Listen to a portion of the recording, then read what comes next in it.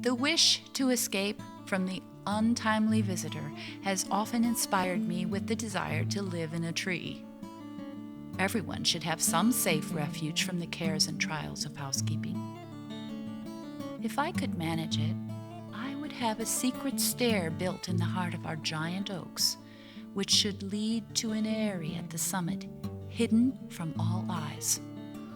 Into this peaceful nest I would disappear upon occasion, say just as undesirable carriage wheels were heard approaching the house.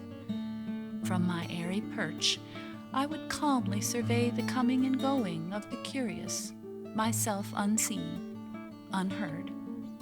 Oh, how cool, how carefree, how bird-like I would be in my safe seclusion.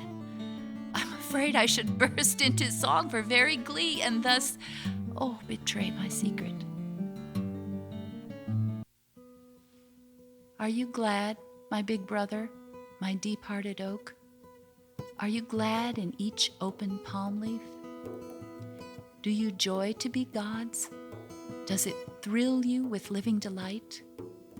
Are you sturdy in stalwart belief as you stand day and night? As you stand through the nights and the days, do you praise? If one wishes to be taken into the intimate confidence of a great tree and to get the full enjoyment of its strength and beauty, she should lie upon her back on the greensward beneath it, cross her arms under her head by way of pillow, and let the eye climb slowly up the mighty trunk from root to topmost limb. Thus I have lain beneath an ancient white oak, thus watching the infinitely varied play of light and shade through the dense foliage, thus noted the delicate tracery of the leaves against the blue of the sky, and learned by heart each wrinkle of its rugged bark. This is the way to study the varying characteristics of trees, and to learn many a sylvan secret only revealed to the real lovers of nature, upon whom she has graciously bestowed eyes to see and the heart to feel her beauty and her mystery. I have spent a summer afternoon moving slowly from trunk to trunk, from oak to maple to sour gum, from gum to walnut, and then to ash, to poplar, and back again to the old white oak, most satisfying of all. Sometime the sun would smile upon me through an opening in the boughs, or a light-hearted vireo warble a lullaby. The orioles whistle plaintively. The friendly squirrels pretend to scold and scurry away from branch to branch, only to hasten back to peep again and drop a tiny acorn on my cheek. The great white cloud sailing far overhead, a distant hawk leisurely cleaving the air on his strong wings, a few drops from a flying scud, all these become stirring incidents, fraught with healing and refreshments to the heat-worn and weary brain of the house dweller.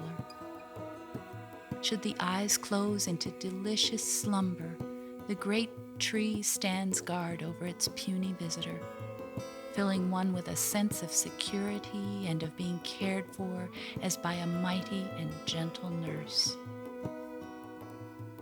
Play on my soul, thou spirit from the skies, and with me rise far o'er the tops of upward-gazing trees, that I, before so mute, transformed, become thy lute, may learn the secret of all harmonies, be seated in a warm love light, play tenderly, and from some tranquil height drop down clear notes of peace to men below.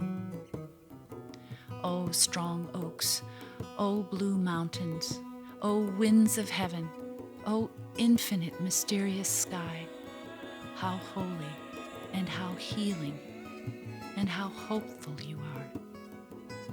Dear men and women, the universe belongs to you.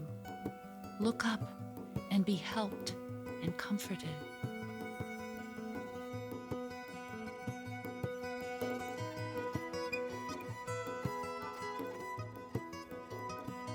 (1900) We are having our summer drought, and the flowers hang their heads sadly and give me sickly smiles, which make my heart ache. We go around with our watering pots and give them drinks and try to persuade them to live a little longer and do their best. I have more faith in Totsy's prayers than my own.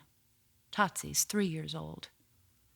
I took her around the withering garden the other day, and she said, "I will ask the dear Lord to give them a little drink of water."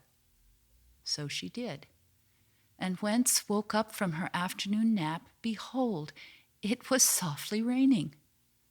But alas, it was such a little drink, and they want to be shower-bathed for 2 or 3 days if they are up to be restored to health. You have probably noticed that Totsy, though not yet 4 years old, does not talk baby talk. Her pronunciation is usually remarkably accurate. Indeed, we are never more surprised than we find our children brighter than ourselves. Totsy is beginning to puzzle her small head over denominational differences. "I'm not a Lutheran, Mama," she said yesterday. "I'm a Christian." Then after a pause, she added meditatively, "I look like a Methodist, but I'm not. I'm nothing but a Christian. Mama, if you'd give me a little whipping sometimes, I'd be as good as you think I ain't." Bedtime. Totsy was safely in her crib and very tired and sleepy that night when the subject of prayer was introduced, and I told her to ask the dear Lord to take care of her through the night. "Oh, Mama, he'll do that anyway." And she turned over on her side.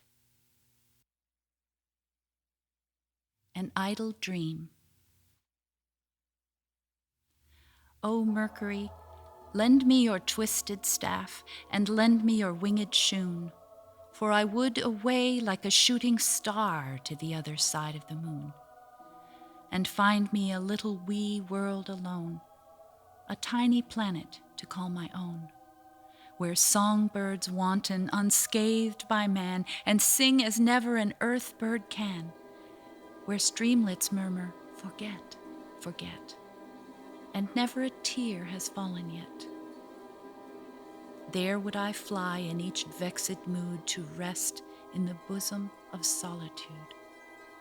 On shell-pink blossoms at ease I'd lie, while the young buds crooned me a lullaby. There with a rich accord is the voice of all, and even the dew hath a silver fall. There delicate beings of heavenly birth, too fair and fragile to live on earth, flit and flutter in airy play, and laugh wild music the livelong day. There fruit trees cluster and creepers twine, and there would I mingle a nectar wine, and I would distill from the plants above a magical perfume and call it love. Then gaily return to the world of men and keep my secret from mortal ken. Up and down through the earth to go, and ever a heavenly breeze should blow and waft my perfume to each man's heart, till all make proof of its soothing art. And loving kindness and joy and rest should heal the sorrows of each man's breast. Then, Mercury, lend me your twisted staff, and lend me your cap and shoon, for I would away like a shooting star to the other side of the moon.